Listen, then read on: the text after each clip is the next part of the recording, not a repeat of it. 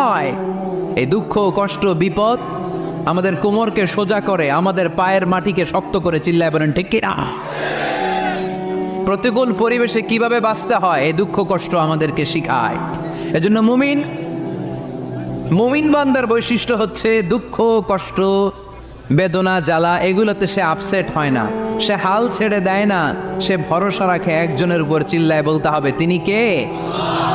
কারণ মুমিন জানে রাত্রি যত গভীর হয় অন্ধকার তমানিসা ভেদ করে সুবহে সাদিক হয়। মুমিন জানে গর্ভবতী নারীর পেটের ব্যথা যেই দিন বাড়তে থাকে ওই দিনই নতুন মেহমান আগমনের সময় ঘনাতে থাকে। মুমিন জানে তার জীবনে দুঃখ কষ্ট বিপদ যত বাড়তে থাকে সুখের দিন কাছে আসতে থাকে। এজন্য মুমিনের হারাবার কিছু নেই। ফাইন্না মাআল উসরি ইউসরা, ইন্না মাআল উসরি ইউসরা। নবী হে, কষ্টের পরেই আছে আনন্দ।